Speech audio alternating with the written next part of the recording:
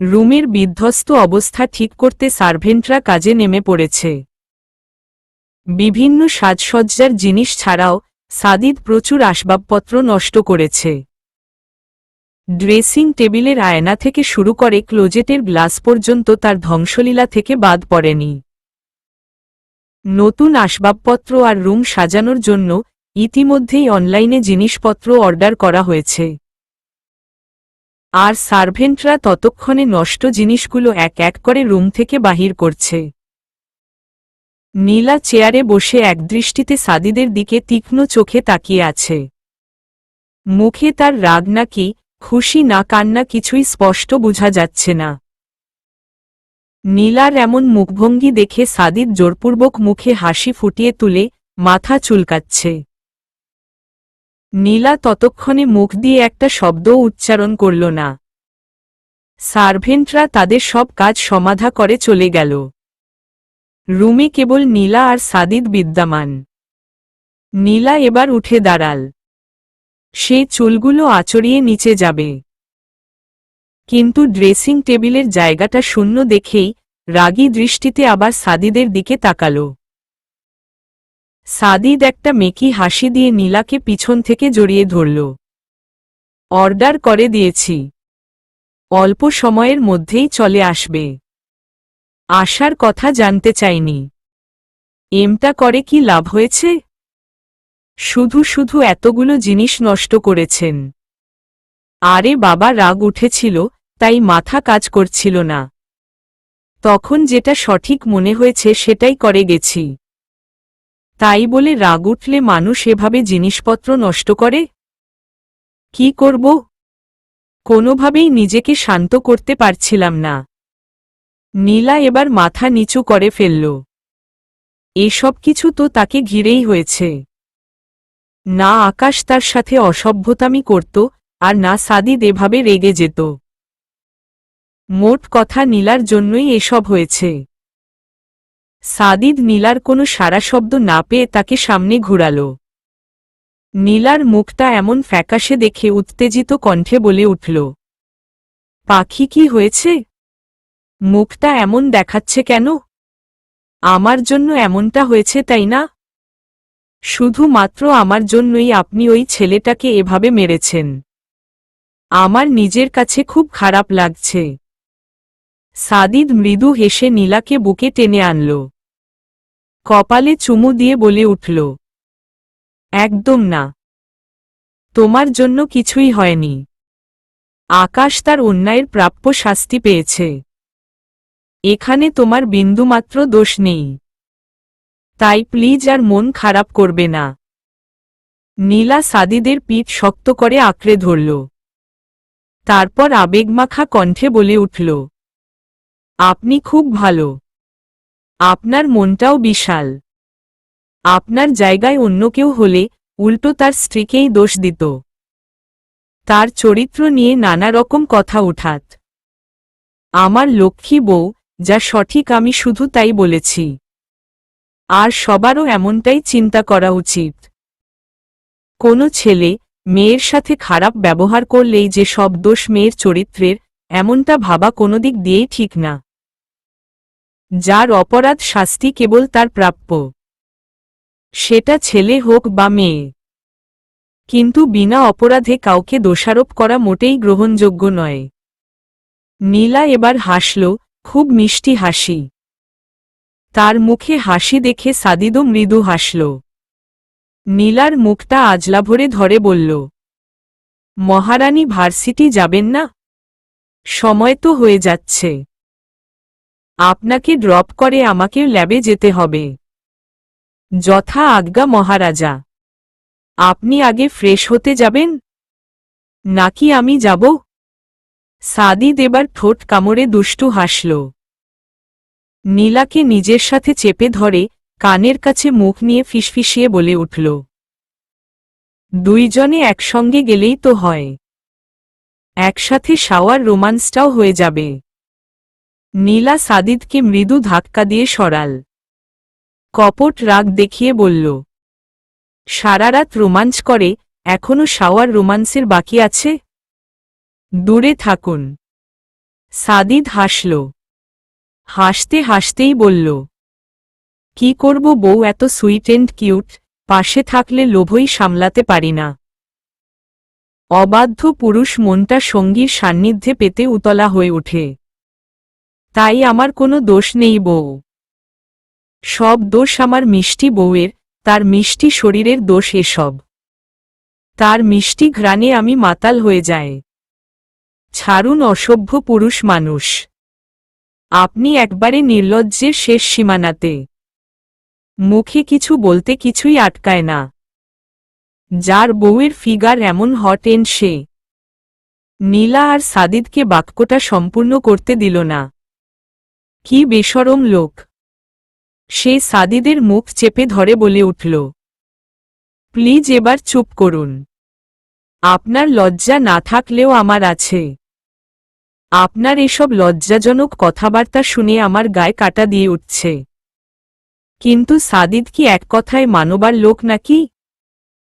নীলা যেহেতু নিজের দুর্বলতা প্রকাশ করেছে, সেহেতু সাদিদের কর্তব্য এখন নীলাকে লজ্জায় কুঁকড়ে ফেলা। তাই সাদিদ নীলাকে আরও কাছে টেনে দুই হাতে তার কোমর চেপে ধরল। নীলার গলায় তার মুখটা নিয়ে অনবরত গাল ঘষতে লাগল। সাদিদের খোঁচা খোঁচা দাড়ির ঘষাতে নীলার গলায় হালকা লাগছে। সাথে ক্রমশ নীলার শরীরের শিহরণ বাড়ছে। নীলা কেঁপে উঠে সাদিদের বাহু খামচে ধরেছে। সাদিদ নিজের গাল ঘষে নীলার গলায় মুখ রেখেই নেশাক্ত কণ্ঠে বলে উঠল, বললেই এই অবস্থা। যখন আদর করি তখন কিভাবে সহ্য করো? প্লিজ মুখ সরান। নীলা কাপা গলায় কথাটা বলতেই সাদিদ নীলার গলায় চুমু খেল। কোমরে রাখা একটা হাত এনে নীলার গলার পেছনে রাখল। নীলার গলায় ঠোঁট লাগিয়েই বলল, কেন কেন সর্ব? আদর করছি না? তাই কোনো জায়গা ত্যাগ হবে না? আমাকে ভার্সিটি যেতে হবে। সাদিদ এতক্ষণে সময় খেয়াল করল। সত্যিই লেট হয়ে যাচ্ছে। তাই নিজেকে সামলিয়ে নীলার গলা থেকে মুখ সরাল। কিন্তু দুষ্টু সাদিদ কি এত সহজে ভালো হয়? সে নীলার গলায় কামড় বসাল। নীলা গলায় হাত দিয়ে ঘষতে ঘষতে সাদিদের দিকে নাক ফুলিয়ে তাকাল। সাদিদ হেসে দিয়ে নীলার রাগে ফুঁসে উঠা নাকটা হালকা করে টিপে দিল। তারপর ওয়াশরুমের দিকে এগিয়ে যেতে যেতেই বলে উঠল, আদর না করতে দেওয়ার শাস্তি। কম হলে বলো, বাকিটা ফ্রেশ হয়ে এসে পূরণ করব। সাদিদ ওয়াশরুমে যেতেই নীলা গলাটা দেখতে মোবাইল হাতে নিল। সাদিদ বেশ জোরেই কামড়টা দিয়েছে। তাই হালকা জ্বলছে। মোবাইলের ক্যামেরা অ্যাপে নিজের গলাটা দেখতেই নীলার মুখটা অসহায় পরিণত হল। আজকেও লালচে দাগ পড়ে গিয়েছে। এই লোকটা তাকে কামড়ে কামড়ে শেষ করে দিবে। পুরো শরীরে তার ভালোবাসার দাগ বসিয়ে দিয়েছে। নীলা অসহায় মুখটা নিয়েই ক্লোজেট খুলল। সেখান থেকে কলারওয়ালা একটা চুড়িদার হাতে নিল। আপাতত সাদিদ বেরিয়ে আসার আগ পর্যন্ত মলম ঘষে নিবে। কি একটা অবস্থা! নিজে দাগ বসিয়ে নিজেই মলম এনে দেয়, আশ্চর্য। সাদিদ নীলাকে নিয়ে ভার্সিটি গেইটের সামনে আসতেই নীলা বলে উঠল, আপনাকে কষ্ট করে আর নিতে আসতে হবে না। আমি একাই চলে যেতে পারব। সাদিদ নীলার দিকে ঝুঁকে সিটবেল্ট খুলে দিতে দিতে বলল, পাকনামি করবেন না। আমি আসার আগে এক পা ভার্সিটি গেইটের বাহিরে পড়লে পা কেটে রেখে দিব। সত্যিই কেটে দিবেন? বলেই নীলা খিলখিলিয়ে হেসে উঠল। কেননা সে জানে সাদিদের প্রাণ থাকতে সে নীলার সাথে এমনটা করবে না। এমনকি কেউ করার চিন্তা করলে তাকেও আস্ত রাখবে না। সাদিদও হেসে দিয়ে নীলার গালে হাত রেখে কপালে দীর্ঘ চুমু খেল। নিজের খেয়াল রাখবে। আর যে কোনো সমস্যা হলে আমাকে ফোন করবে। মনে থাকবে? নীলা আবারও হাসল। তারপর বেশ ভাব নিয়ে বলল, ওকে জনাব মনে থাকবে। আর কোনো আদেশ বা নির্দেশ? ওরে আমার মিষ্টি পাখি, ইচ্ছে করছে এখনই পুরোপুরি খেয়ে ফেলতে, কিন্তু পরিস্থিতি বিবেচনা করে নিজের মতো পরিবর্তন করলাম। নীলা মাথা নিচু করে লাজুক হাসল। তারপর সাদিদ নীলাকে নামিয়ে দিয়ে নিজেও ল্যাবের উদ্দেশ্য চলে গেল। নীলা গুটি গুটি পায়ে নিজের ক্লাসরুমের দিকে এগিয়ে গেল। শান্তর সাথে ফোনে কথা হয়েছিল। সে আরও আগেই চলে এসেছে। কিন্তু নীলা পুরো ক্লাসরুম তন্নতন্ন করে খোঁজেও শান্তর হদিস পেল না। তাই সাথের একজনকে বলে উঠল, খাদিজা, তুমি কি শান্তকে দেখেছ? ইউ মিন শান্তা ইসলাম? হ্যাঁ, ওর কথায় বলছি। আসলে ওকে তো ক্লাসে এসেই দেখলাম। মনে হয় খুব তাড়াতাড়ি চলে এসেছে, কিন্তু অনেকক্ষণ যাবৎ দেখছি না। শেষবার করিডোরে দেখেছিলাম। ওহ আচ্ছা, ধন্যবাদ তোমাকে। নীলা ওর পেয়ে ক্লাসের বাহিরে চলে আসল। স্যারের আসতে এখনো সময় আছে, তাই শান্তকে খোঁজে বের করতে হবে। পাজি মেয়েটা ফোনটাও রিসিভ করছে না। শান্ত অনবরত নখ খুঁটে যাচ্ছে। এমনিতে প্রচণ্ড সাহসী হলেও একজনের সামনে এসে পুরোপুরি চুপসে যায়। আগে এমনটা না হলেও সেদিনের পর থেকে এমনটাই হয়ে আসছে। এখন তাকে দেখলেই তার লজ্জায় মিশে যাবার মতো অবস্থা হয়। আর কতক্ষণ অপেক্ষা করব? বলেছি তো চলে যান। আমারও ক্লাসের সময় হয়ে যাচ্ছে। ল্যাবে না গিয়ে এতদূর এখানে এসে খালি হাতে চলে যাব? অবশ্যই না। তাই চটজলদি আমার জিনিস আমাকে দিয়ে দাও। আপনার জিনিস কিভাবে হলো? বারে, তোমার সবকিছুই তো আমার। তাহলে তোমার ঠোঁটও আমার। আর আমি নিজের ঠোঁটদ্বয়ের চুমু খেতে চাইছি। শান্ত চলে আসতে চাইলেই তানবীর আবারও আটকে ধরল। বলেছি না, যতক্ষণ কিস না করবে যেতে পারবে না। প্লিজ হাত ছাড়ুন। এটা ভার্সিটি ক্যাম্পাস, কেউ দেখলে ভাইরাল হয়ে যাব। ভাইরাল যাতে না হতে হয় সেই জন্যই এই নীরব জায়গায় নিয়ে এসেছি। এবার তাড়াতাড়ি কিস করে আমাকে যেতে দাও, নতুবা সবার সামনেই কিস করে ভাইরাল করে দিব। ছি, অসভ্য। এসব বলে লাভ নেই। আমার কিস চাই। প্লিজ না। হ্যাঁ। বলেই তানবীর নিজের গালটা শান্তর দিকে এগিয়ে দিল। শান্ত ভাবতে লাগল কি করা যায়। অনেকক্ষণ যাবৎ তানবীরের থেকে পালাতে চাইছে, কিন্তু তানবীর শক্ত হয়ে এঁটে দাঁড়িয়েছে। সে কিস না নিয়ে কিছুতেই যাবে না।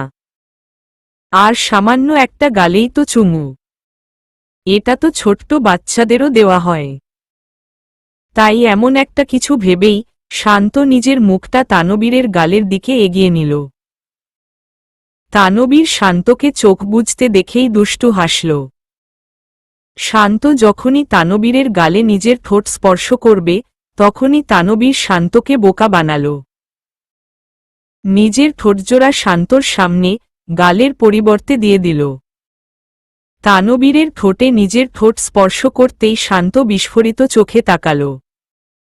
নিজের ঠোঁটজোড়া তানবীরের ঠোঁটে দেখতেই সে সরে আসতে চাইল, কিন্তু তানবীর শান্তকে সেই সুযোগটা দিল না। শান্তর কোমরে এক হাত আর গালে এক হাত রেখে সে অনবরত শান্তকে চুমু খেতে লাগল। সরি, সরি, আমি কিছু দেখিনি, বলেই নীলা উল্টো ঘুরে হাত দিয়ে চোখ রেখে দাঁড়াল। ঈশ্বর, কি লজ্জা! নীলার এখান থেকে দৌড়ে পালাতে ইচ্ছা করছে। অনিচ্ছা সত্ত্বেও সে কাবাবের মধ্যে হাড্ডি হয়ে গেল। নীলার কণ্ঠস্বর শুনে শান্ত তানবীরও একে অপর থেকে ছিটকে দূরে সরল।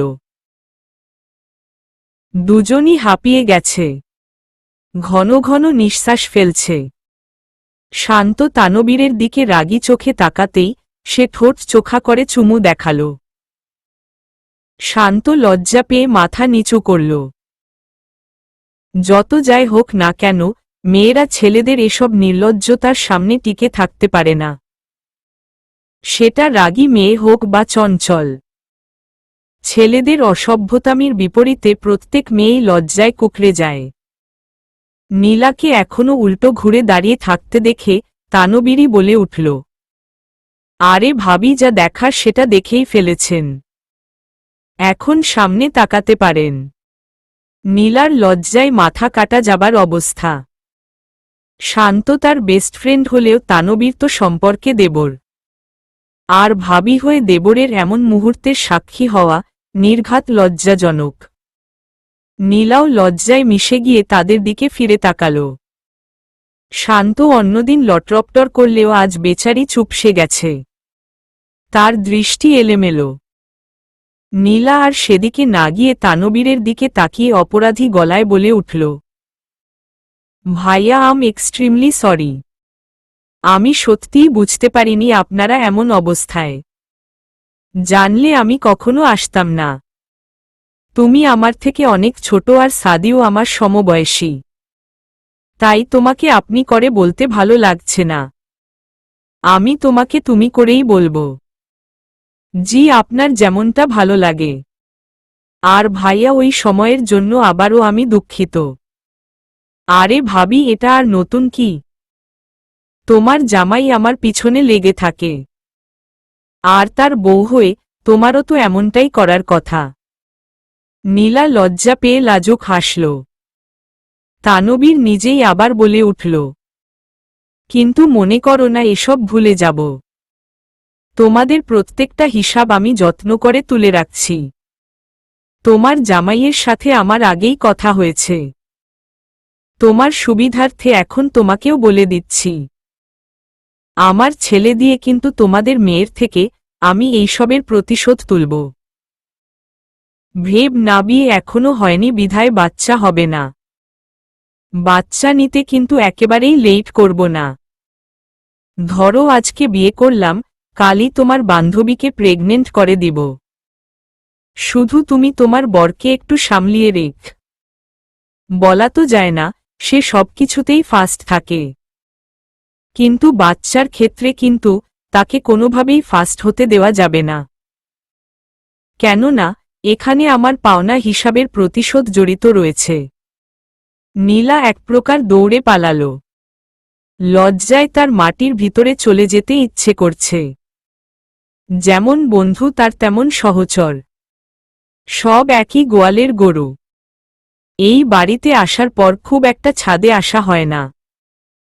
আসলে বাড়িতে এত এত সুন্দর জায়গা আছে, আলাদাভাবে ছাদে আসতেই হয় না। কিন্তু তারপরও নীলা সময় পেলেই ছাদে চলে আসে। আর বিকালের সময়টাতে ছাদে আসার মজাই আলাদা। আকাশে রংবেরঙের ঘুড়ি, হালকা বাতাস, সূর্যের লালাভা সব মিলিয়ে মনটা জুড়িয়ে যায়। আর সাথে যদি কফি থাকলে তো কথাই নেই। সাদিদ দুপুরে লাঞ্চের পর আবারও বেরিয়ে গেছে। তার কি নাকি ইম্পর্ট্যান্ট কাজ আছে। নিধির প্রেগনেন্সির পর থেকে শাহেদও রোজ নিয়ম করে দুপুরে চলে আসে। নিধিকে সন্ধ্যা পর্যন্ত একটানা সময় দিয়ে তারপর আবার চেম্বারে যায়। তাই শাহেদ এখন রুমে আছে। আর শায়লা রহমানও দুপুরের খাবারের পর একটা ভাতঘুম দিয়েছেন। তাকেও বিরক্ত করা যাবে না। তাই নীলা সাদিদের যাওয়ার পর থেকে একটানা রুমেই ছিল। দুপুরে ঘুমানোটা তার অভ্যাসে নেই, তাই বই পড়ে টিভি দেখে এতক্ষণ কাটিয়ে দিয়েছে। তারপর রুমে আর ভালো না লাগাতে কফি বানিয়ে ছাদে চলে এসেছে। হালকা বাতাসে নীলার আধখোলা চুলগুলো এলোমেলোভাবে উড়ে চলেছে।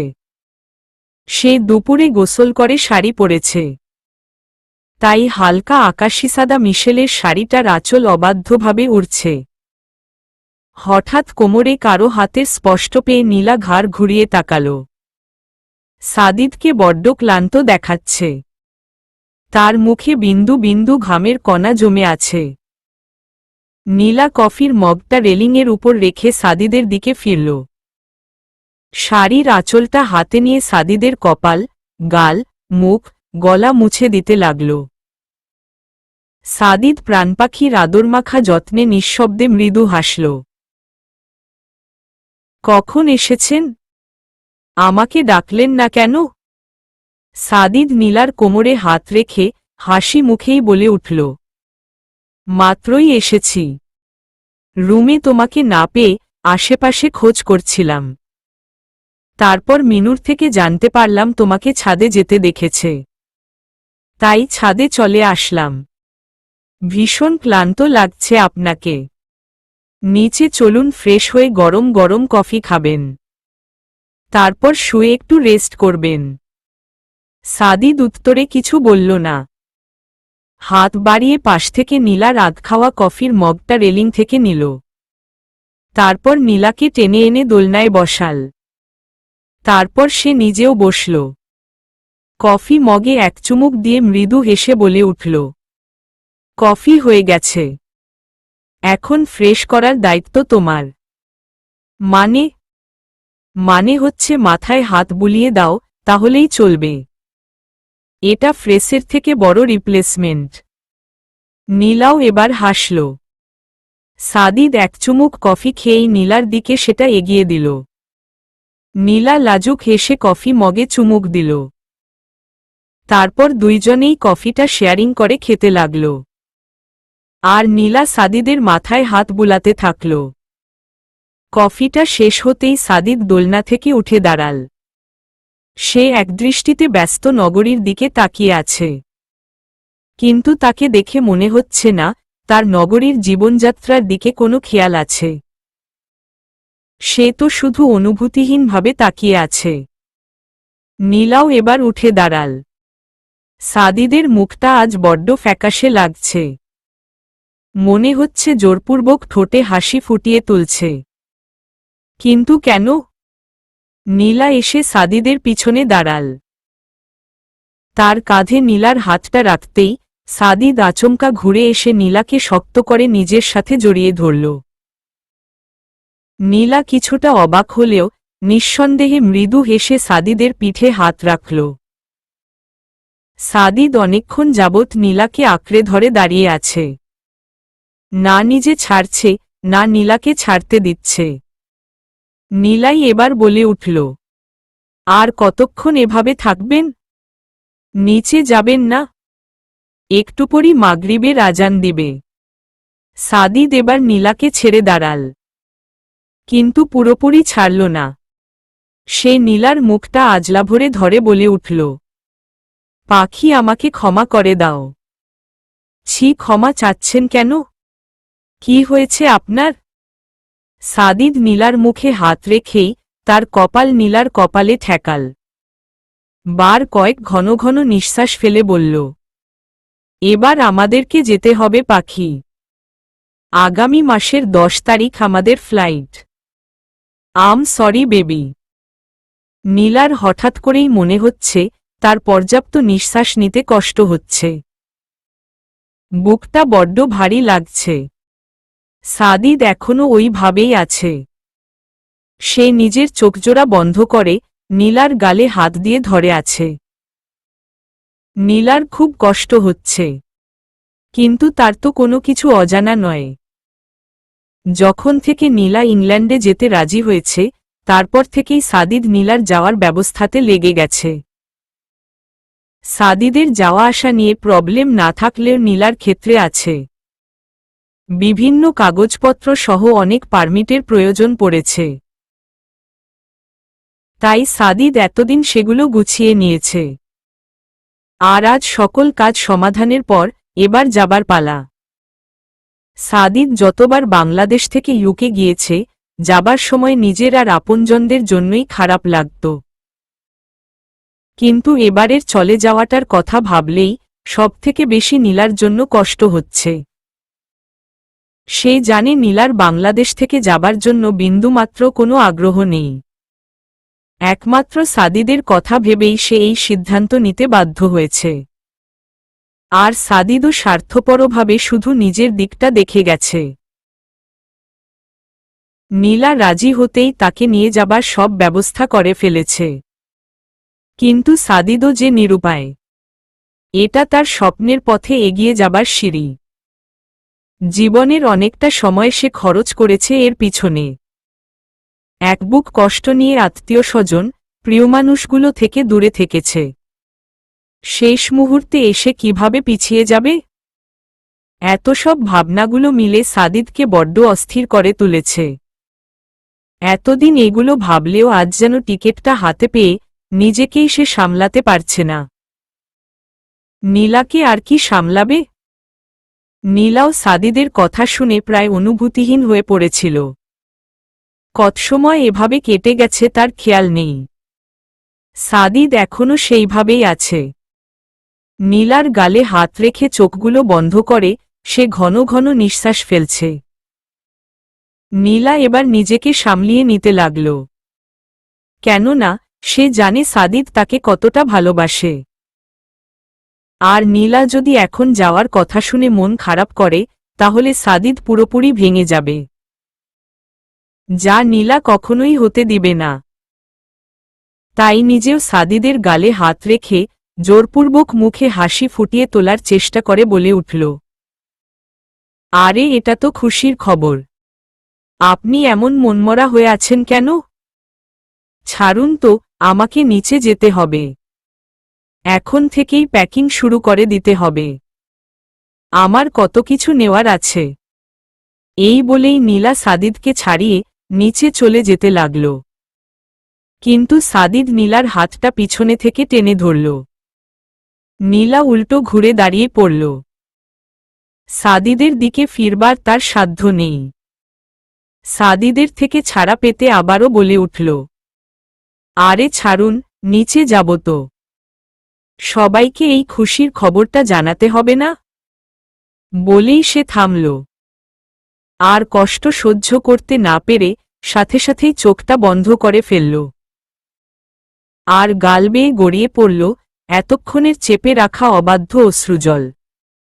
সাদিদ নীলাকে হেঁচকা টানে নিজের বুকে নিয়ে আসল। নীলা মাথাটা নিচু করে আছে।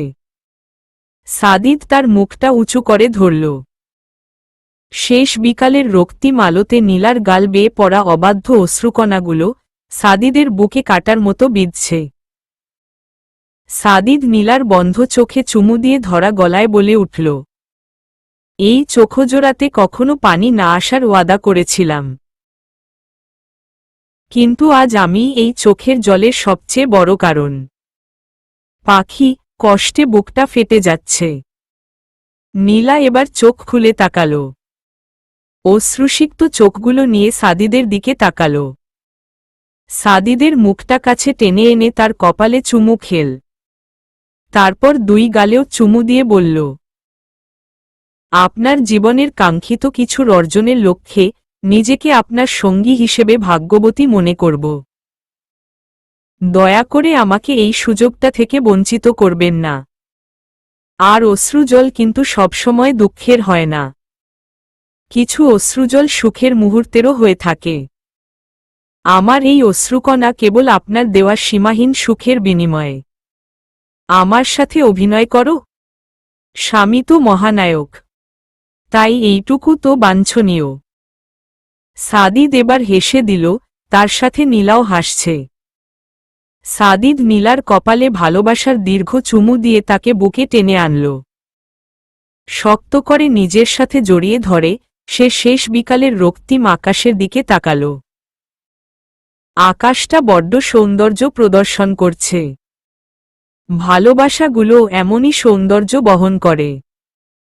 যদি ভালোবাসার মানুষগুলো হাসিমুখে প্রিয়জনের জন্য ত্যাগ স্বীকার করে, নিঃস্বার্থভাবে একে অপরের পাশে থাকে, দিন শেষে প্রিয়জনকে ভালোবাসায় পরিপূর্ণ করে তোলে, তাহলে ভালোবাসাগুলোও ভীষণ সুন্দর, পবিত্র। ঠিক যেন এই শেষ বিকালের রক্তিম আকাশের ন্যায়। চিকেন মাঞ্চুরিয়ান রান্নার সব উপকরণ নিজের সামনে সাজিয়ে নীলা কিচেন এপ্রন পরে হাতে স্পেচুলা নিয়ে দাঁড়িয়ে আছে। ঠোঁটে তার উপচে পড়া হাসি। রান্নাবান্না পারে না, কিন্তু সাদিদের জন্য চেষ্টা করতে দোষ কি?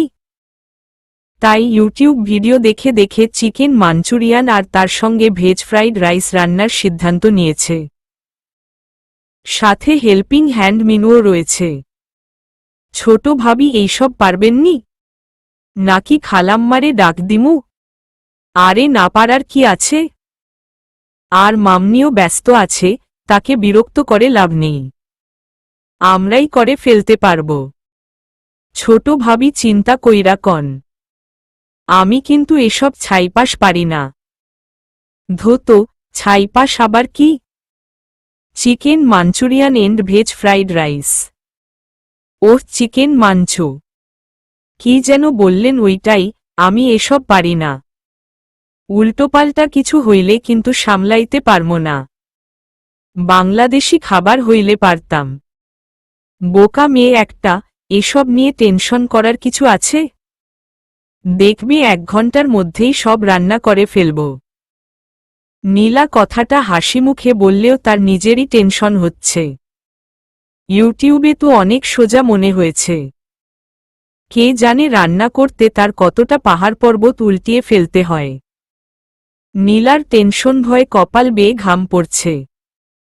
হাতের উল্টোপাশ দিয়ে সে ঘামটা মুছে ইন্ডাকশন কুকার অন করল। নীলা এতক্ষণ ভয় পেলেও এখন নিজের মনে সাহস জুগিয়ে নিয়েছে।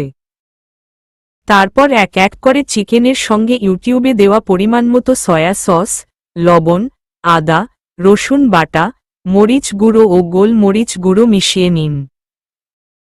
ডিমের সাদা অংশ ময়দার সঙ্গে ভালো করে ফেটিয়ে সেটা 1 ঘন্টা আগেই রেখে দিয়েছিল। তাই এখন চিকেন এই মিশ্রণে ডুবিয়ে বলের আকারে বানিয়ে নিয়ে সোনালি করে ভেজে তুলল।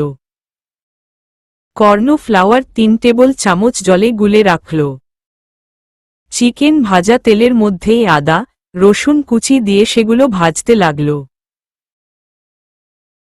সুন্দর গন্ধ বেরিয়ে আসতেই পেঁয়াজ কুচি দিয়ে দিল। পেঁয়াজ স্বচ্ছ হয়ে এলে ক্যাপসিকাম দিয়ে 2 মিনিট নাড়তে থাকল। এবার সস দিয়ে ফুটতে শুরু করলে কর্নফ্লাওয়ারের মিশ্রণ ও স্টক দিয়ে দিল। তারপর ফুটন্ত সসে চিকেনের বলগুলো ছেড়ে দিল। তারপর আবারও স্প্রিং অনিয়ন দিয়ে 56 মিনিট রান্না হতে দিল। গ্রেভি ঘন হয়ে এলে নামিয়ে নিয়ে উপর থেকে পেঁয়াজ কলি, গ্রিন দিয়ে গার্নিশ করে পরিবেশন করল। অবশেষে চিকেন মাঞ্চুরিয়ান রেডি। এবার হচ্ছে ভেজ ফ্রাইড রাইসের পালা। নীলা প্রথমেই বাসমতি চালটা ভালোভাবে ধুয়ে 30 মিনিট ভিজিয়ে রেখে দিয়েছে। তাই এবার একটা বড় পাত্রে পানি গরম বসিয়ে তাতে লবণ আর 1 টেবিল চামচ এক্সট্রা ভার্জিন অলিভ অয়েল দিয়ে ফুটতে দিল।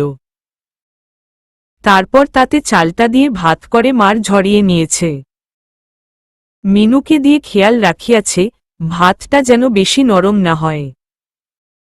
তারপর ফ্রাইপ্যানে 2 থেকে 3 টেবিল চামচ এক্সট্রা ভার্জিন অলিভ অয়েল দিয়ে প্রথমে কাজু আর কিশমিশটা ভেজে তুলে নিল। তারপর তাতে তেজপাতা, এলাচ, দারচিনি আর লবঙ্গ ফোড়ন দিয়ে দিল।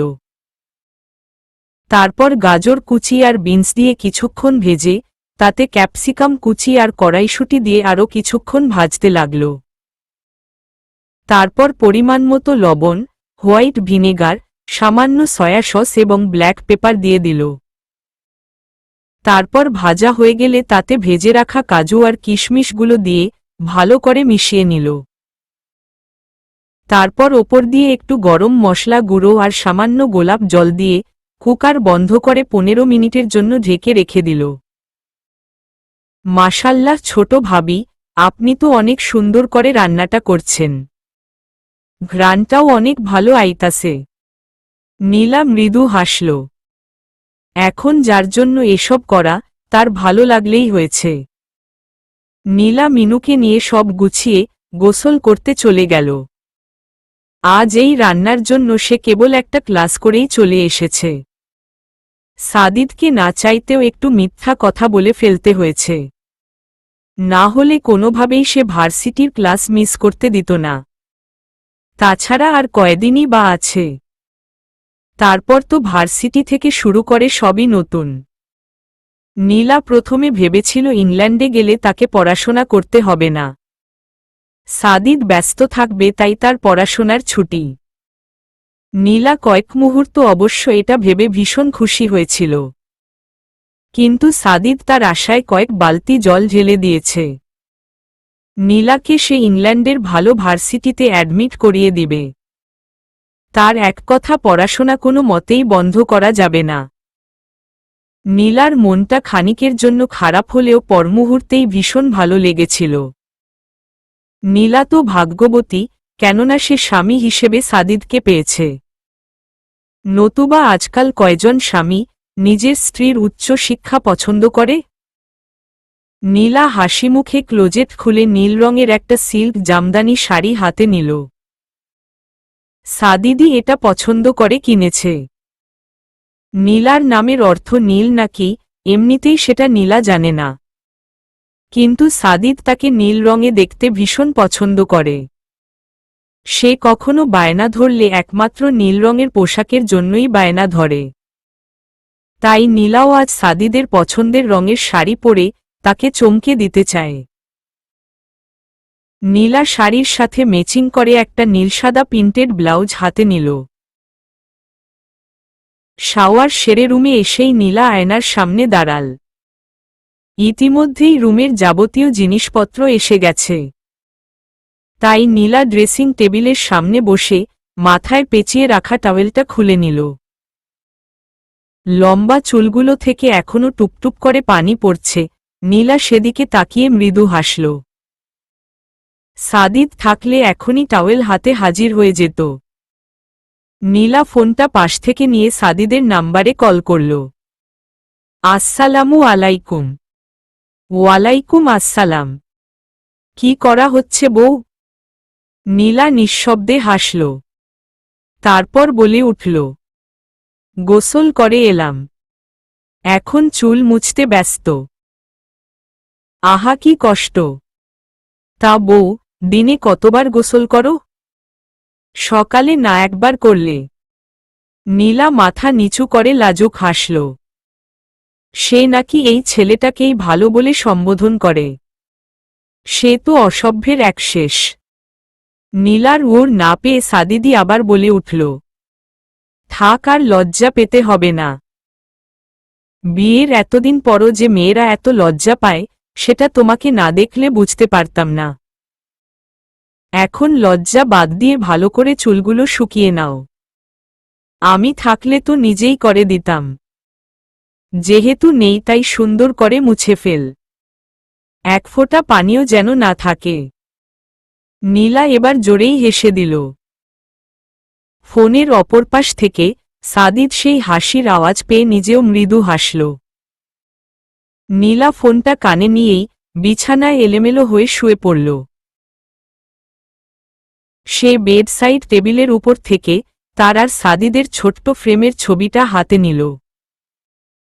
ছবির উপর দিয়েই সাদিদের মায়াবী মুখটার উপর হাত বুলিয়ে বলে উঠল, কখন আসবেন? পাখি ল্যাবে একটু কাজ আছে, তাই লেট হয়ে যাবে। আমি একটু পর নিজেই কল করতাম, কিন্তু তার আগেই তুমি দিল। শুনো, লক্ষ্মী বউয়ের মতো সবার সাথে লাঞ্চ করে নিবে। আমার জন্য অপেক্ষা করলে কিন্তু মার খাবে। মাঝে মধ্যে মার খাওয়া স্বাস্থ্যের জন্য উপকারী। সাদিদ হাসল, হাসতে হাসতেই বলল, খুব কথা শিখে গেছ। কি করব সঙ্গদোষ। সাদিদ আবারও হাসল। তারপর বেশ রসিয়ে বলে উঠল, ও তাই নাকি? তা সঙ্গিনী ভালোই ভালোই খাওয়া দাওয়াটা করে ফেলেন। নতুবা আমি আসলে কিন্তু অন্য কিছু খাওয়াব। তখন লোড সামলাতে পারবেন না। নীলা চোখ বন্ধ করে বিছানার চাদর খামচে ধরল। কি ঠোঁটকাটা লোক! নীলা ভারী নিঃশ্বাস ফেলে কাপা গলায় বলে উঠল, আসার সসময় বেলি ফুফুলের গাজরা আনতে পারবেন? সাদিদও এবার চেয়ারে হেলান দিয়ে চোখ বন্ধ করল। নিজের কল্পনার রাজ্যে খোপায় গাজরা দেওয়া তার প্রাণপাখিটাকে দেখে নিল। ইচ্ছে করছে এখনই হাত বাড়িয়ে কাছে টেনে নিতে। সাদিদ চোখ বন্ধ করেই নেশাক্ত কণ্ঠে বলে উঠল, কেন? নিজের স্বামীকে গাজরা চুলে ঘায়েল করতে চাও? কিন্তু আমি যে এমনিতেই তোমাতে ঘায়েল হয়ে আছি। আমাকে আর কত জখম করবে? এখন তুমিহীনা শ্বাস নেওয়াও মুশকিল পাখি। তুমি আমার বড্ড বেশি ক্ষতি করে ফেলেছ। এখন সামলানো রীতিমতো দায় হয়ে পড়েছে। পাখি, প্রত্যেকটা মুহূর্ত তোমাকে নিজের সাথে মিশিয়ে রাখতে ইচ্ছে করে, তোমাতে ডুব দিতে ইচ্ছে করে, বারবার তোমাকে ভালোবাসায় হারাতে ইচ্ছে করে। আমি ভীষণ হিংসুটে হয়ে গেছি পাখি। তোমার সবকিছুতেই আমার ভীষণ হিংসা হয়। ইচ্ছা করে তোমাকে সবসময় শাস্তি দিতে। তুমি আমাকে শেষ করে দিয়েছ পাখি, একেবারে শেষ করে দিয়েছ। তাই আমিও তোমাকে শেষ করব। বিন্দুমাত্র বাদ দিব না। পুরো তুমিটাকেই একেবারে শেষ করে ছাড়ব। নীলা আর সহ্য করতে পারল না। ফট করে ফোনটা কেটে দিয়ে বালিশে মুখ চেপে ধরল। এত দ্রুত হৃদস্পন্দন হচ্ছে যে নীলা সেটার আওয়াজ স্পষ্ট শুনতে পাচ্ছে। লজ্জায় কুকড়ে গিয়ে তার শরীরও ভীষণ কাঁপছে। কি মারাত্মক! দূরে থেকেও তার লজ্জাবানে নীলাকে কুকড়ে ফেলে। নীলা এখনো বুকে হাত চেপে ঘন ঘন নিঃশ্বাস ফেলছে। এর মধ্যেই ফোনে মেসেজ রিংটোনের আওয়াজ পাওয়া গেল। নীলা কাঁপা কাঁপা হাতে ফোনটা বিছানা থেকে তুলে নিল। সাদিদ মেসেজ করেছে। নীলা মেসেজটা ওপেন করতেই চোখে পড়ল একটা লাভ ইমোজি। আর সেকেন্ড আরেকটা মেসেজে ছোট্ট করে লিখেছে, গাজরা আনতে ভুলব না, আর তোমাকে শাস্তি দিতেও। নীলা আবারও হাত দিয়ে নিজের মুখ ঢেকে ফেলল। এখনো সাদিদের সামনে তার ভীষণ লজ্জা করে। তার প্রত্যেকটা স্পর্শে নীলা এখনো শিহরিত হয়ে ওঠে। সাদিদ তাকে বলেছিল আসতে লেট হবে, কিন্তু তাই বলে যে এতটা লেট হয়ে যাবে সেটা বুঝতে পারেনি। দুপুর গড়িয়ে বিকাল থেকে সন্ধ্যাও হয়ে গেল। সাদিদ এখনো আসেনি।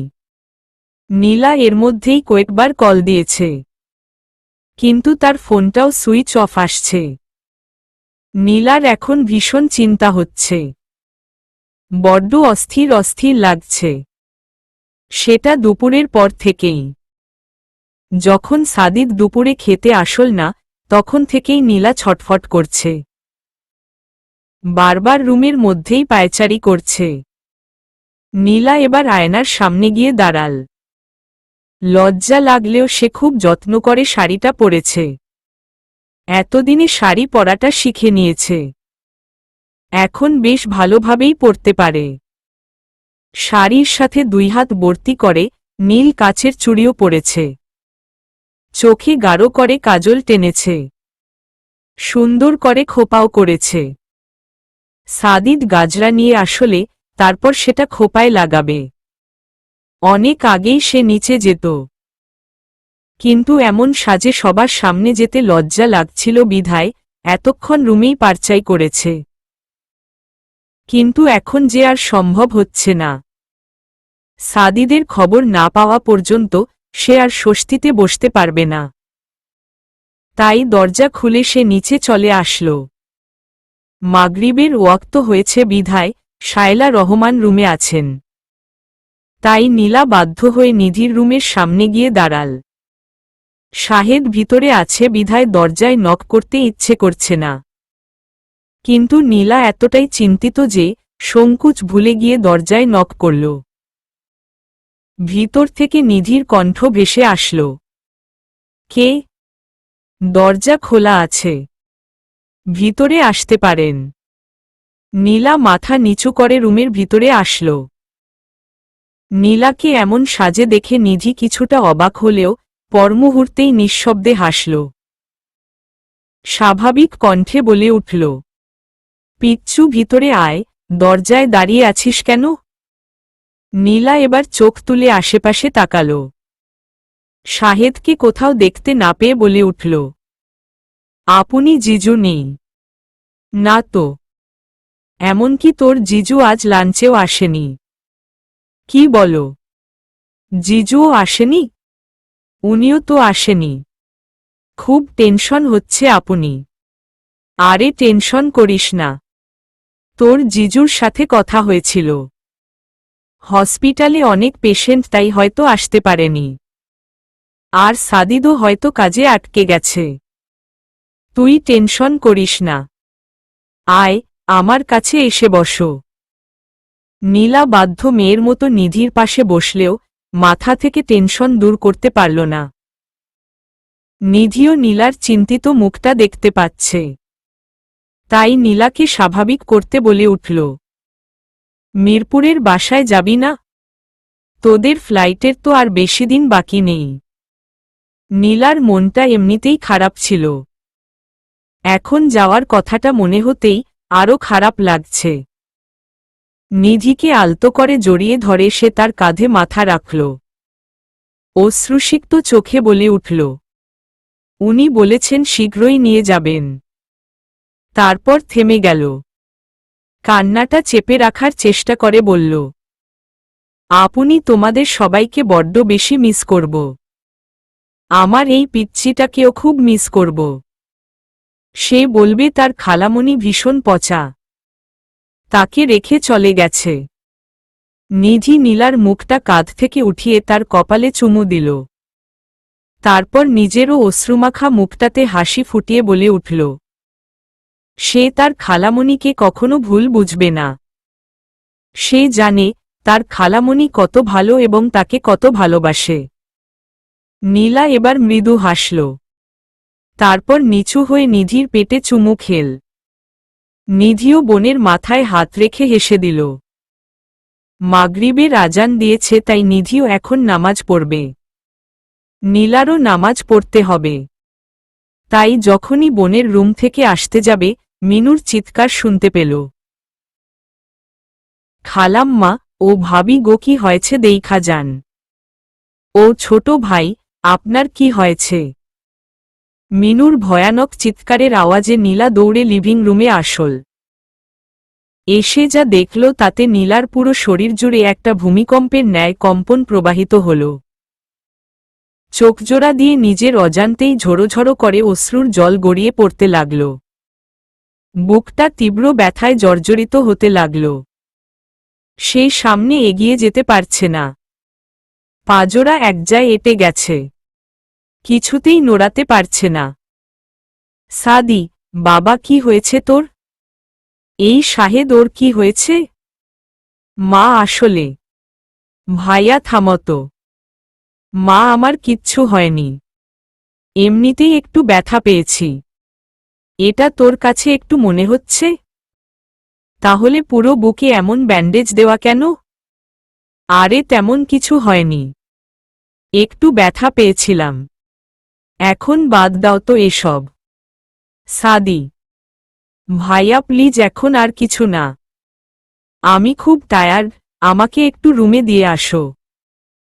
নীলা এখনো স্থির এক জায়গায় দাঁড়িয়ে আছে। সাদিদ ঘাড় ঘুরিয়ে নীলাকে দেখে নিল। তার চোখমুখ দেখেই সাদিদ বুঝতে পারছে নীলার মনের ভেতর কি চলছে। তাই সাদিদি হাসি মুখে বলে উঠল, পাখি এখানে আসো। নীলা এবার অসাড় হয়ে যাওয়া পাগুলো নিয়ে ধীরে পায়ে সাদিদের সামনে গিয়ে দাঁড়াল। সাদিদ তার দিকে একটা হাত বাড়িয়ে দিয়ে বলল, আমাকে হেল্প করো, রুমে যাব। নীলা বাধ্য মেয়ের মতো সাদিদের বাড়িয়ে দেওয়া হাতটা ধরল। শাহেদ আর নীলা মিলে সাদিদকে রুমে পৌঁছে দেওয়ার জন্য উঠতেই অপরিচিত কণ্ঠস্বর শোনা গেল,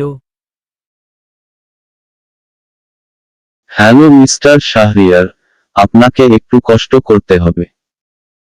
নীলা সাদিদ সহ সবাই অপরিচিত কণ্ঠের উৎপত্তির দিকে তাকাল। সাদিদ এবার নীলার দিকে তাকিয়ে একটা শুকনো ঢোক গিলল। সবার মধ্যে থেকে শাহেদি বলে উঠল, অফিসার আসুন, আমিই আপনাদেরকে ইনফরমেশন দিয়েছিলাম। বাবাও পার্সোনালি আপনাকে ভীষণ পছন্দ করে এবং আপনাকেই বলতে বলেছে। জি ধন্যবাদ। এখন আমাদেরকে ভিকটিমের স্টেটমেন্ট নিতে হবে। নিজের হসপিটাল বলে আমাদেরকে না জানিয়েই নিয়ে এসেছেন। শাহেদ মৃদু হাসল। তারপর বলল, উই আর এক্সট্রিমলি সরি। সাদি বাসায় আসতে জেদ ধরেছিল, তাই নিয়ে এসেছি। কিন্তু আপনাদের এতে কোনো প্রবলেম হবে না। কেসের জন্য যাবতীয় সবরকম হেল্প আমরা করব। আপনারা শুধু ক্রিমিনালকে আটক করুন। ও যেন কোনোভাবেই পালাতে না পেরে। আমরা ওর কঠোর থেকে কঠোর শাস্তি আশা করছি। পুলিশ অফিসারের সাথে শাহেদের এতক্ষণে কথোপকথন একমাত্র সাদিদ ছাড়া কারো বোধগম্য হয়নি। সবাই শুধু অবাক চোখে তাদের কথাবার্তা শুনে গেছে। আপনারা সেটা নিয়ে একদম চিন্তা করবেন না। আমি বিষয়টা পার্সোনালি হ্যান্ডেল করব। আপনারা শুধু স্টেটমেন্টটা দিন। বাকি সব দায়িত্ব আমাদের। জি অবশ্যই। সাদিদকে এনে আস্তে করে সোফায় বসানো হয়েছে। অফিসাররা স্টেটমেন্ট নিতে চাইলেই সাদিদ নীলার দিকে মায়াভরা দৃষ্টিতে তাকাল। সে যেটা চায়নি সেটাই এখন হচ্ছে। Akash Chowdhury son of Ashraf Chowdhury. সাদিদের স্টেটমেন্ট শুনে নীলা মেঝেতেই বসে পড়ল। নীলার আচমকা এমন পড়ে যাওয়াতে সাদিদ কাটা শরীর নিয়েই নীলার দিকে এগিয়ে আসল। কিন্তু শাহেদ তাড়াতাড়ি তাকে বাধা দিয়ে নীলাকে ধরে সোফায় বসাল। নীলাকে নিয়ে আসতেই সাদিদ তড়িৎগতিতে বলে উঠল, প্লিজ অফিসার, আমি বাকি স্টেটমেন্ট পড়ে দিব। আমার ওয়াইফ ঠিক নেই। Please try to understand. Yeah sure. আমরা ওয়েট করছি। আপনি আপনার মিসেসকে সামলান। নীলা অনবরত কেঁদে যাচ্ছে। তাই সাদিদ শাহেদের সহযোগিতায় তাকে নিয়ে রুমের উদ্দেশ্য চলে গেল। রুম অন্ধকার করে নীলা মেঝেতে বসে বিছানায় হেলান দিয়ে আছে। চোখ দিয়ে গড়িয়ে পড়ছে অবাধ্য অশ্রুজল। সাদিদ নীলাকে একটু সামলিয়ে নিয়ে আবারও নিচে গেছে। এবার পুলিশ অফিসারদের সম্পূর্ণ স্টেটমেন্ট দিয়েছে। নীলাকে এত বলেও লাভ হয়নি, কেননা সে এখনও ফুপিয়ে ফুপিয়ে কান্না করছে। সাদিদ পুলিশ অফিসারদের সাথে নিজের কাজ শেষ করে আবারও রুমে আসল। মৃদু আওয়াজে দরজাটা খুলতেই রুমের অন্ধকার ঘন পরিবেশ দেখতে পেল। সাদিদ ধীর পায়ে এগিয়ে এসে নীলার সামনে দাঁড়াল। তারপর রুমের এলইডি লাইট অন না করে ইচ্ছে করেই দুই পাশের টেবিল ল্যাম্পগুলো অন করল। নীলা হালকা আলো চোখে পড়তেই চোখ কুঁচকে ফেলল। কিন্তু চোখ খুলে তাকাল না। সে কান্না চেপে রাখতে অনেক চেষ্টা করছে, কিন্তু হেঁচকি বন্ধ করতে পারল না। সাদিদ পাশ থেকে পানি গ্লাসে ঢেলে নিচু হতে চাইল, কিন্তু পেটে বুকে আঘাত ঠাকাতে ভীষণ কষ্ট হচ্ছে। কিন্তু তারপরও গ্লাসটা নিয়ে মেঝেতে নীলার পাশ ঘেঁষে বসল। নীলা বুঝতে পেরেও চোখ খুলল না। সাদিদি নীলাকে এক হাতে আলতো করে কাঁধ জড়িয়ে ধরে বলল, পাখি পানিটা খাও। নীলা অশ্রুসিক্ত চোখগুলো নিয়ে সাদিদের দিকে তাকাল। কাজলটানা চোখগুলো কাজলে লেপ্টে আছে। চুলের খোপাটাও ঠিক নেই। এখান সেখান থেকে চুল বেরিয়ে এসে এলোমেলো হয়ে গেছে। শাড়িটাও অগোছালো হয়ে আছে। নীলা মাথা নেড়ে না বুঝাল, অর্থাৎ সে কিছু খাবে না। সাদিদ নীলার কথা শুনল না। তার গালে হাত দিয়ে গ্লাসটা নিয়ে মুখের কাছে এগিয়ে দিল। সাদিদের চাপে নীলা অল্প একটু পানি খেল। বাকি পানিটা সাদিদ নিজে খেয়ে গ্লাসটা রেখে দিল। তারপর হাত বাড়িয়ে নীলাকে এক হাতে জড়িয়ে নিজের কাছে টেনে নিল। নীলার একটা হাত সাদিদের বুকে লাগলেই তার মুখ থেকে মৃদু ব্যথাজনক শব্দ বেরিয়ে আসল। নীলা এবার তাড়াতাড়ি উঠে গিয়ে রুমের সব লাইট জ্বালিয়ে দিল। তারপর সাদিদের কাছে আসতেই আবারও ডুকরে কান্না শুরু করল। সাদিদের ব্যান্ডেজ বেদ করে তাজা রক্ত বেরিয়ে এসেছে। ব্যান্ডেজের উপর দিয়েও ক্ষতর পরিমাণ অনুমান করা যাচ্ছে। নীলা মুখে হাত চেপে ফুপিয়ে ফুপিয়ে কান্না করে যাচ্ছে। সাদিদ মৃদু হেসে নীলাকে কাছে ডাকল। লক্ষ্মী পাখি, এখানে আসো। নীলা দৌড়ে সাদিদের কাছে চলে আসল। তার হাতজোড়া মাথায় চেপে ধরে কান্নামিশ্রিত গলায় বলে উঠল, আমাকে ক্ষমা করে দিন। সবকিছু আমার জন্য হয়েছে। আপনার এই অবস্থার জন্য আমি দায়ী।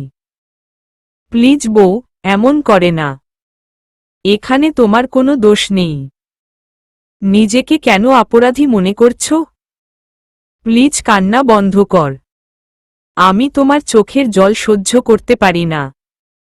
আমি কাঁদব না, একটুও কাঁদব না। প্লিজ আপনি আমাকে ছেড়ে দিন। নীলা আর বলতে পারল না। সাদিদ শক্ত করে তার মুখ চেপে ধরেছে।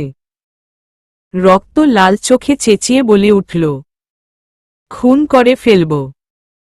এমন কথা মনে আনলেও তোকে আমি খুন করে ফেলব। তুই কোথাও যেতে পারবি না। আমাকে ছাড়ার কথা ভাবলে তোকে আমি মেরাই ফেলব। সাদিদ খুব শক্ত করে মুখ চেপে ধরেছে। নীলার ব্যথা লাগলেও মনে যে কষ্ট হচ্ছে তার থেকে সেটা অনেক কম। নীলা মাথা নিচু করে কান্না করতে লাগল। সাদিদ এবার নীলার মুখের থেকে হাত সরিয়ে তাকে কাছে টেনে আনল। নীলার ঠোঁটের আশেপাশে অজস্র চুমু খেয়ে তার ঠোঁটেও ছোট্ট ছোট্ট চুমু খেল। তারপর নীলাকে আস্তে করে বুকে টেনে নিয়ে বলে উঠল, এমন হাজারটা আঘাতেও এত ব্যথা হয় না যতটা তোমার মুখে এসব কথা শুনলে হয়। শত্রুর ছুরির আঘাতেও আজ এতটা কষ্ট অনুভব করতে পারিনি যতটা না তোমার এই কথাটা শুনে কষ্ট হচ্ছে। নীলা এবার সাদিদের বুকে নিজের মুখ নিয়ে আস্তে আস্তে তার পুরো বুকে, গলায়, বাহুতে চুমু দিতে লাগল। সাদিদ এবার হাসছে। নীলা সাদিদের হাসির আওয়াজ পেয়ে অশ্রুসিক্ত অভিমানী কণ্ঠে বলে উঠল, আপনি হাসছেন? আমি কি অনুভব করছি আপনি সেটা জানেন?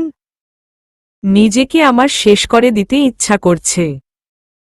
আপনি যেমন আমার আঘাত সহ্য করতে পারেন না, তাহলে আমি কিভাবে আপনার আঘাত সহ্য করব? আমার যে ভীষণ কষ্টে। আমি এই কষ্ট থেকে কিভাবে রেহাই পাব? পাখি, আমি আগেও বলেছি, এখানে তোমার কোনো দোষ নেই। একদম মিথ্যা কথা বলবেন না। আমি জানি সব দোষ একমাত্র আমার। না আকাশ আমার সাথে সেদিন অসভ্যতামি করত, আর না আপনি ওকে মারতেন। আমার জন্যই সে আজ আপনার উপর হামলা করেছে। আর একটু হলে। চুপ। কিছু হতো না।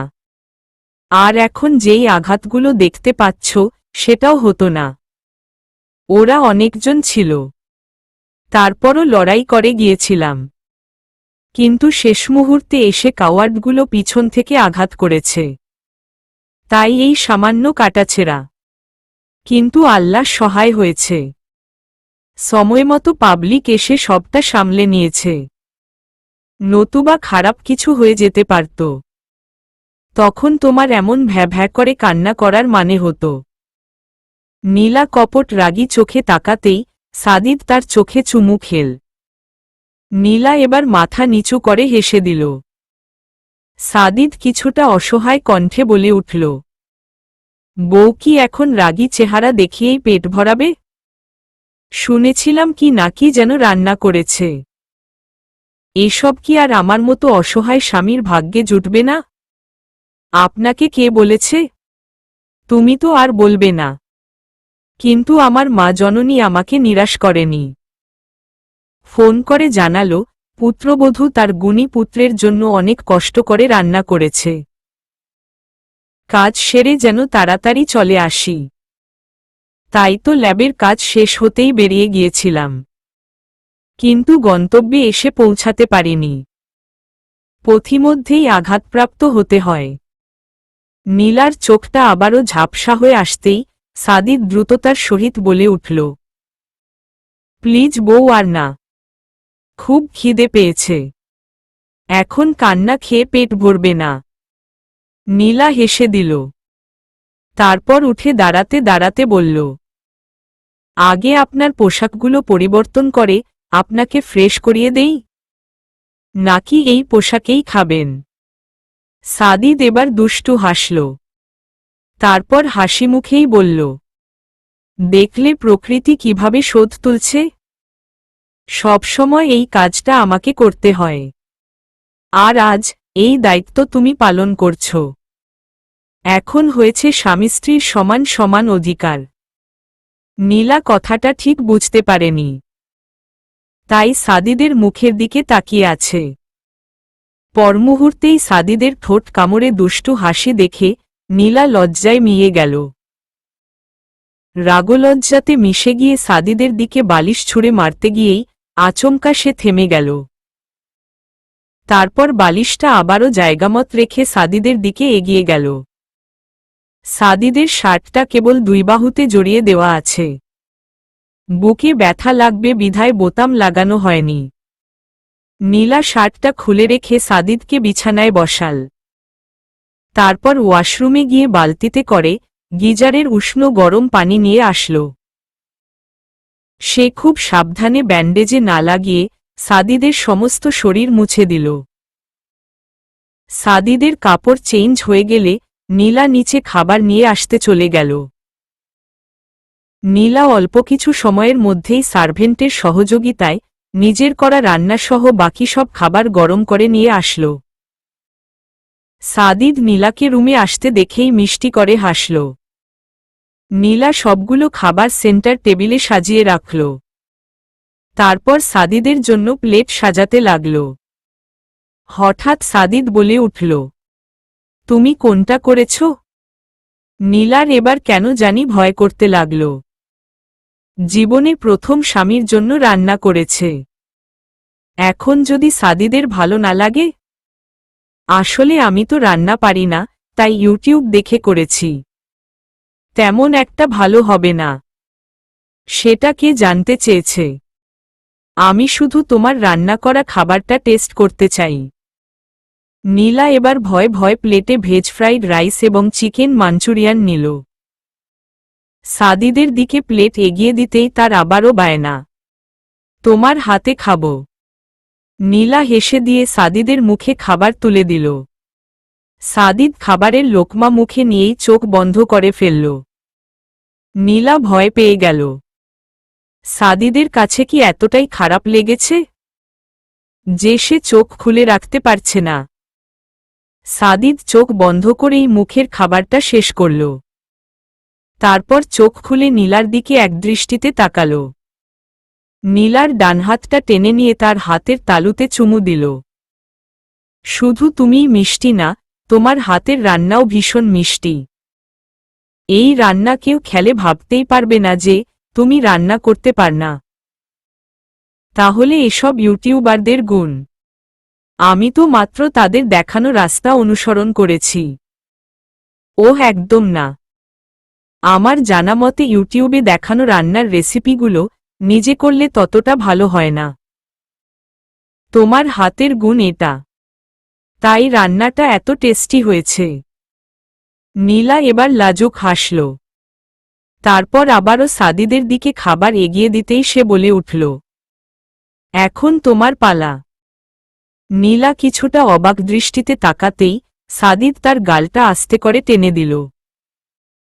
তারপর বলে উঠল, আমার ধমকেও যে লাভ বিশেষ কিছু হয়নি সেটা আমাকে বুঝাতে হবে না। তাই চুপচাপ এবার খেয়ে নাও। পরবর্তীতে এমন করলে সত্যিই কিন্তু মার দিব। নীলা আবারও হেসে দিয়ে নিজেও খাবারের লোকমা মুখে নিল। সে জানে সাদিদ কখনোই তার গায়ে হাত তুলবে না। তারপরও সাদিদ ছোট্ট বাচ্চাদের মতো নীলাকে ভয় দেখাতে থাকে। নীলা যত্ন সহকারে সাদিদকে খাইয়ে দিল, সাথে নিজেও খেয়ে নিল। খাওয়া শেষে নিজেই পানি এনে সাদিদের মুখ মুছিয়ে দিল।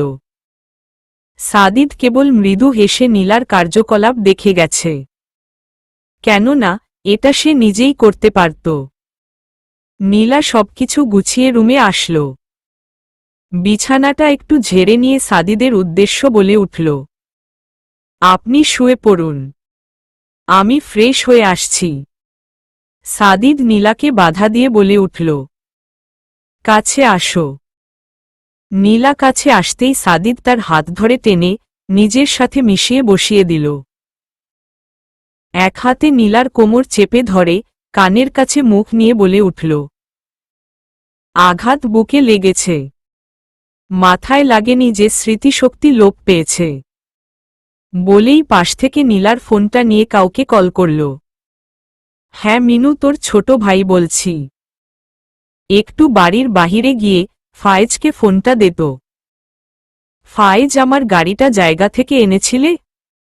তাহলে এক কাজ করো, গাড়ির ফ্রন্ট সিটে একটা ব্যাগ রাখা আছে দেখবে, সেটা এনে মিনুর হাতে দিয়ে দাও। মিনুকে বলবে আমার রুমে এনে দিয়ে যেতে। সাদিদ ফোন রেখেই নীলার দিকে তাকাল। সে সাদিদের দিকেই একদৃষ্টিতে তাকিয়ে আছে। তাই সাদিদ নেশা ধরানো কণ্ঠে বলে উঠল, এমন করে তাকিও না গো সুন্দরী। তোমার ওই লেপ্টে যাওয়া কাজল কালো চোখ আমাকে নিজের মধ্যে থাকতে দেয় না। আর এই অবস্থায় বেসামাল হলে সব দিক দিয়েই ঝামেলা। না এসপার করতে পারবো না ওসপার। পরে এই অস্থিরতা নিয়ে ঘুমও আসবে না। বলেই সাদিদ নীলার বাম গালে আলতো করে কামড় বসাল। নীলা মাথা নিচু করে লাজুক হাসছে। এর মধ্যেই দরজাতে করাঘাত হতে নীলা গিয়ে দরজা খুলে দিল। মিনুর হাত থেকে ব্যাগটা নিয়ে আবারও সাদিদের কাছে এলো। ব্যাগটা সাদিদের দিকে এগিয়ে দিতেই সাদিদ নীলাকে উল্টো ঘুরে বসিয়ে দিল। তারপর ব্যাগের ভিতরের বেলি ফুলের গাজরাটা নিয়ে নীলার এলেমেলো খোপায় সুন্দর করে পরিয়ে দিল। নীলা কিছুটা মন খারাপ করে বলে উঠল, আপনাকে চমকিয়ে দিতে চেয়েছিলাম, তাই এসব পরে নিজেকেও একটু গুছিয়ে নিয়েছিলাম। এখন তো আমাকে ভূতের মতো দেখাচ্ছে।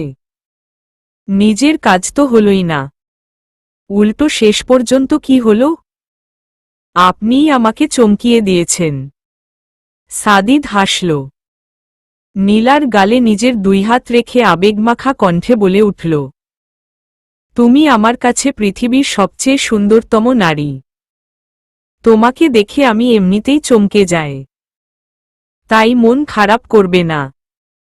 আমার বউটাকে এখনো ভীষণ মিষ্টি লাগছে।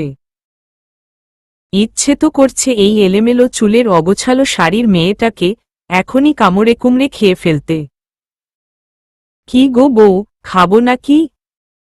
বলেই সাদিদ ভ্রুজোড়া নাচিয়ে দুষ্টু হাসল। নীলা লজ্জা পেয়ে সাদিদের বাহুতে মৃদু আঘাত করল। সাদিদ হাসিমুখেই নীলাকে কাছে টেনে নিয়ে তার কপালে গভীর চুমু খেল। তারপর তার অধরেও নিজের অধর স্পর্শ করল। নীলা কেঁপে উঠে সাদিদের বাহুতে নিজের হাত শক্ত করে চেপে ধরল। সাদিদ যেন নীলার ওষ্ঠের মাঝে নিজেকে পুরোপুরি হারিয়ে ফেলতে চাইছে। দীর্ঘ ভালোবাসার চুম্বন শেষে সাদিদ নীলাকে আস্তে করে বুকে টেনে নিল। সাদিদ ব্যথা পাবে বলে নীলা বাধা দিতে চাইলেও সাদিদ শুনল না।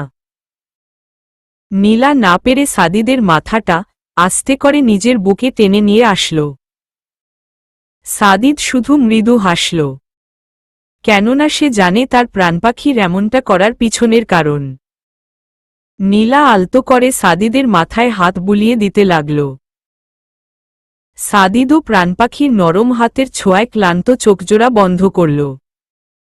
নীলা সাদিদের ঘুমন্ত মুখটার দিকে তাকিয়ে তৃপ্তির হাসি হাসল। তারপর একটু নিচু হয়ে সাদিদের মাথায় দীর্ঘ চুমু দিয়ে নীলাও চোখ বন্ধ করল। অবশেষে আরও একটি ভালোবাসাময় দিনের সমাপ্তি ঘটল।